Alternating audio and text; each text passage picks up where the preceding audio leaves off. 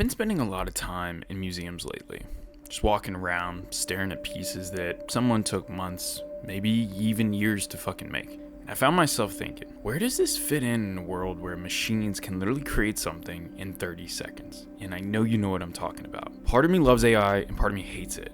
And if you've ever made anything, music, a music video, a visual, literally anything creative, you probably feel that same split. So a few weeks ago, I tried it myself. I opened up Artlist's new image to video generator, and they got a bunch of different things in there. VEO 3.1, they just rolled out Nano Banana 2, which honestly looks absolutely insane. I mean, we're turning images into real life people at this point, and it's all done with AI. And it really messed with me a lot more than I expected. I took my own mood board that I made on Pinterest. I uploaded it, found some visuals inside of it that I liked, hit animate, and it actually started turning it into concepts that could honestly serve as final products on social media. Standing here in this museum today, surrounded by things that took actual human suffering, skill, and obsession, and talent, and the list goes on, I feel guilty even liking what AI has made for me. It felt way too easy, it's way too fast, and too maybe soulless. Yeah, that was my first reaction, and I didn't really want to admit that, but here we are.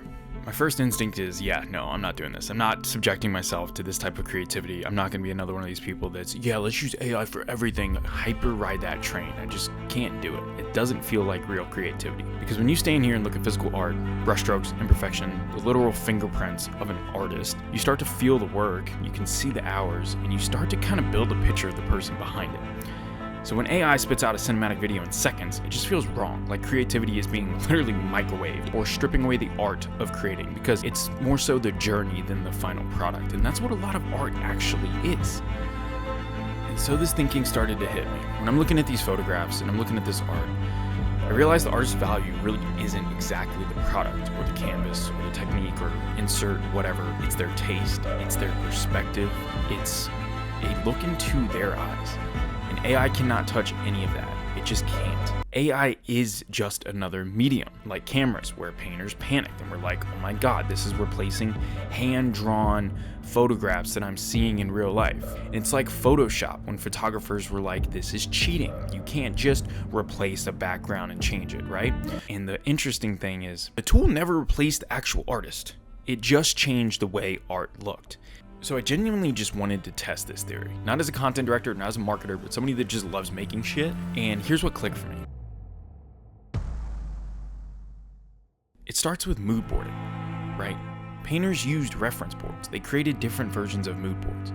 So with VEO 3.1 in Nano Banana 2, you can bring a mood board to life, and it suddenly starts to paint the first draft of what your final creation can look like. It's not the idea, it's just the execution of that idea. You're still completely guiding everything, because at the end of the day, you have to decide what you're going to do with that. Are you going to post it as is? Are you going to let it live? Are you going to build on it? Are you going to take inspiration from it and then go out and create on your own? That's where I've seen a lot of the benefit. Another thing I've seen, every museum has wings: impressionism, surrealism, minimalism.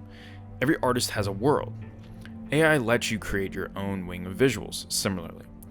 Your colors, your texture, your emotional tone.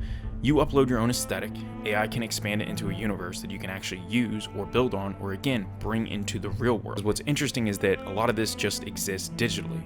But when you take inspiration from AI and then go build on it and create on it and use that as a supplement to your own creativity, I think this is where this becomes really powerful for creators.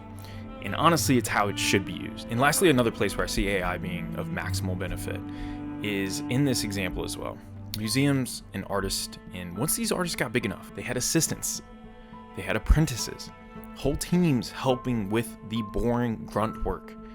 AI is now that for your creative process. One of the things that I've found to be so true in my creative process is the more barriers I have to getting to the execution stage of my creative, the worse off that creative actually becomes. This is where AI starts to actually become really beneficial. And again, with Artlist and all the different things it has to offer, whether it's mood boarding, storyboarding, writing out content plans, generating a shot list, all of these things are things that can drain your creative ability. So when you get to the actual time where you're making things, it becomes a lot harder, and you almost are approaching burnout without even realizing it. So I say all this to say, the fear of AI just doesn't really go away. And the truth is, AI forces a level of honesty from all of us as creators that's uncomfortable.